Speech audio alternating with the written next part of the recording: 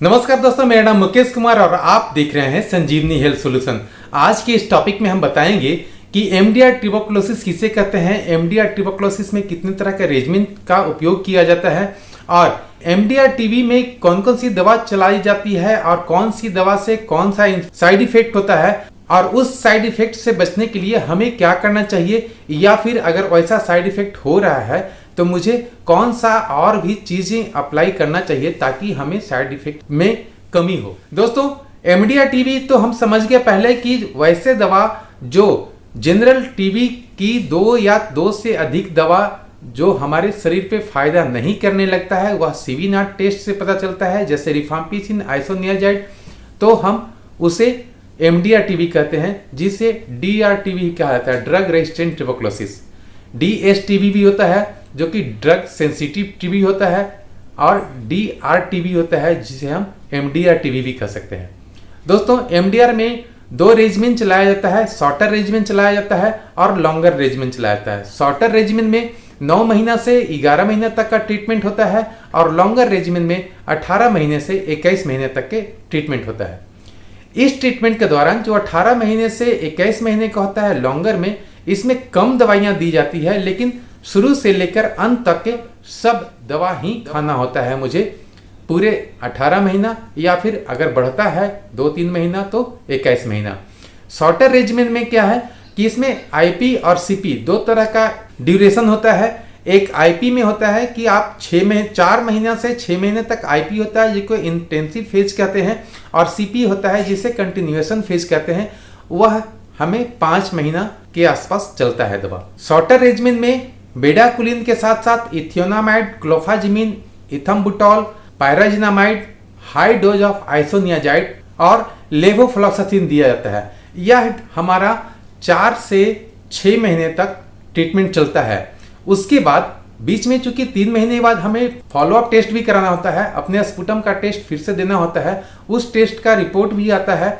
वह आपको जानने की जरूरत नहीं, वहाँ के जो ट्रीटमेंट सपोर्टर हैं जो आपका ट्रीटमेंट के लिए दवा दे रहे हैं, वह उनके पास रिपोर्ट आता है, उसके हिसाब से फिर आपका आईपी से सीपी में कन्वर्ट करते हैं। 6 महीने तक जो जब दवा चलता है वह पहला जो 14 दिन दवा होता है बेडाकुलिन का, वह 400 mg के आसपास चलता है। किसी किसी का बॉडी वेट अगर 30 kg से भी नीचे है तो उनको 300 mg भी दिया जा सकता है।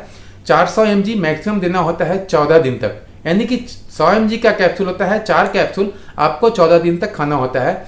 बाकी अगले हर एक सप्ताह में 3 दिन, सप्ताह में जनरली 7 दिन होता है, लेकिन आपको सप्ताह में 3 दिन, जैसे सोमवार, बुधवार, शुक्रवार या मंगलवार, बृहस्पतिवार, शनिवार 2 कैप्सूल के हिसाब से दिया जाता है, यानी कि सप्ताह में आपको 600 mg दिया जाता है। अगले 5 महीना जो सीपी का जो डोज होता है वह 4 तरह का दवा सिर्फ दिया जाता है। क्लोफाजिमिन दिया जाता है, लेवोफ्लॉक्सासिन, पायराजिनामाइड और इथम्बुटॉल, यह चारों दवा हमें 5 महीना तक दिया जाता है।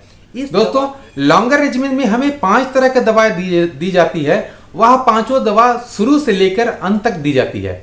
वह 18 महीना से लेकर के 21 महीने तक दवा चल सकती है। 21 महीना इसलिए मैं कह रहा हूं क्योंकि अगर बीच में जो आप जांच देते हैं, फॉलोअप टेस्ट देते हैं, उसमें अगर कभी भी पॉजिटिव आता है तो आपको 1 महीना या 3 महीना एक्सटेंड किया जाता है आपका ट्रीटमेंट, इसलिए वह 21 महीनों का हो जाता है। और अगर बीच में नहीं पॉजिटिव आता है तो आपका 18 महीना में ट्रीटमेंट कंप्लीट कहलाता है और उसमें आप 100% ठीक होते हैं। लॉन्गर रेजिमेन में जो 5 दवा दी जाती है वह दवा है लेवोफ्लॉक्सासिन, बेडाकुलिन, लिनेजोलिड, क्लोफाजिमिन एंड साइक्लोसिरिन। आपका बॉडी वेट कितना है उसके हिसाब से आपको दवा दी जाती है। अब ये तो हो गई हमारे ट्रीटमेंट में जो दवा का उपयोग किया जाता है। दोस्तों, अब मैं आता हूं कि हमारे जो भी एमडीआर का दवा खाते हैं उन दवाओं का हमें क्या साइड इफेक्ट होता है और उस साइड इफेक्ट को हम कैसे कंट्रोल कर सकते हैं।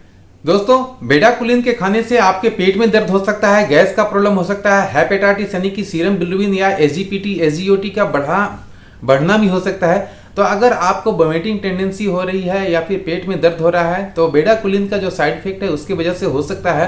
तो आप अगर पेट दर्द दे रहा है तो उसके लिए, अगर बहुत ज़्यादा दर्द दे रहा है तो उसके लिए भी एक आध टैबलेट खा सकते हैं ताकि आपके पेट में जो दर्द हो रहा है उसको आप कम कर सकें।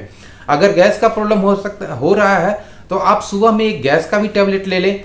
सभी दवा तो खा रहे हैं, साथ में अगर आप लीवर का दवा ले लेते हैं तो आपको भूख में भी तेजी से बढ़ेगी, भूख भी तेजी से बढ़ेगी और आप खाना भी सही तरीके से खा पाएंगे ताकि आपका दवा का पूरा असर आपके शरीर पे पड़ सके।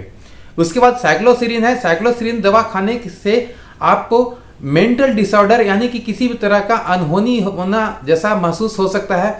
कभी कभी तो ऐसे ऐसे व्यक्ति को मैंने देखा है कि जिन्होंने अपने आप को जान से मार देने की कोशिश की है, यानी कि आत्महत्या करने का भी कोशिश कर सकते हैं ऐसे व्यक्ति। डरने की बात नहीं है, आपको ऐसा जो फीलिंग हो रहा है वह साइक्लोसिरिन की वजह से हो सकता है, क्योंकि साइक्लोसिरिन के खाने से आपको नींद की कमी भी आ सकती है या फिर नींद ज़्यादा भी हो सकता है।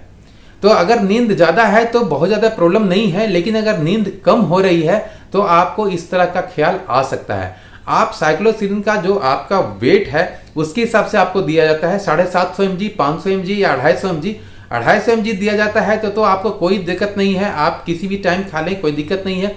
500 mg अगर दिया जाता है तो वैसे कंडीशन में जब आपको बुरा ख्याल आ रहा है तो आप उस 500 mg को सुबह दोपहर करके दवा खा सकते हैं, 250 mg करके। अगर 3 टाइम 750 mg दिया जा रहा है तो आप 3 टाइम करके दवा खा सकते हैं। क्लोफाजिमिन की वजह से आपको आपके चेहरे पर ब्लैकनेस आ सकता है, उस ब्लैकनेस को आप कम कर सकते हैं। सप्ताह में 1 या 2 दिन विटामिन ई की गोली खा सकते हैं। साथ में विटामिन ई की गोली के साथ आप अगर नींबू के रस मिला करके, विटामिन ई की गोलियां बहुत ही सस्ती आती है, 35 रुपया 40 रुपया का 15 टैबलेट या 15 कैप्सूल आती है। इवियन करके आती है, इवियन कैप्सूल को आप आधा नींबू का रस निकाल लें और एक इवियन कैप्सूल को मिला दें उसमें और उसके बाद चेहरे पर लगा दें तो आपका जो ब्लैकनेस है बहुत तेजी से कमने लगता है। अगर आपका ट्रीटमेंट कंप्लीट हो गया है, इसके बाद आप अगर अपने ब्लैकनेस को ठीक करना चाहते हैं तो उसके लिए यह उपयोग कर सकते हैं। साथ में विटामिन ई की जो कैप्सूल है उसको सप्ताह में 3 दिन या 4 दिन भी खा सकते हैं। इससे भी बहुत तेजी के साथ आपके स्किन वाइटनेस में बदलना शुरू हो जाएगा। दोस्तों, इसके बाद जो आता है इथियोनामाइड। इथियोनामाइड का थोड़ा सा टैबलेट का जो गंध है वह कुछ दूसरे टाइप का है, जिस कारण हमें उल्टी का ज़्यादा महसूस होता है। तो वह इथियोनामाइड के खाने से वोमिटिंग टेंडेंसी बहुत ज़्यादा रहता है, जिस कारण हमें किसी भी तरह का कुछ खाने के बाद, इथियोनामाइड के खाने के बाद कुछ भी लगता है कि उसी तरह से ढकार आ रहा है, जिस कारण आपका मन अशांत रहता है, माथे में भी दर्द होती है। तो उस कंडीशन में आप यह कर सकते हैं कि आप इथियोनामाइड खाने के बाद एक केला यानी कि बनाना जो होता है वह आप खा सकते हैं। इससे आपको जो दुर्गंध होती है दवा की वह आपको आपके मुंह में नहीं आएगा, जिस कारण वोमिटिंग टेंडेंसी भी बंद हो जाएगी। दोस्तों, ये सारी दवाइयाँ का जो साइड इफेक्ट था वह मैंने बताया है। उम्मीद है कि यह वीडियो अच्छा लगा होगा। अगर अच्छा लगा है तो आप वीडियो को लाइक करें, सब्सक्राइब करें। चैनल पर अगर आप नए हैं तो एमडीआर का ट्रीटमेंट से रिलेटेड, साइड इफेक्ट से रिलेटेड किसी तरह का प्रॉब्लम है आपको तो आप हमारे इंस्टाग्राम जो डिस्क्रिप्शन बॉक्स में दिया हुआ है उस लिंक पर जाकर के क्लिक करके आप इंस्टाग्राम ग्रुप में शामिल हो सकते हैं। इंस्टाग्राम का लिंक हमारे डिस्क्रिप्शन बॉक्स में दिया हुआ है। आपको अगर किसी तरह का विशेष प्रॉब्लम हो रहा है तो आप हमसे जुड़ सकते हैं और चैट के माध्यम से या फिर फोन के माध्यम से हम लोग बात कर सकते हैं और उसका ट्रीटमेंट हम आगे कंप्लीट कर सकते हैं। दोस्तों, चैनल को सब्सक्राइब कर लिया है तो बेल आइकन को दबाकर ऑल नोटिफिकेशन ऑन भी कर लें ताकि भविष्य में आने वाला मेरा हर वीडियो आप तक सबसे पहले पहुंच सके।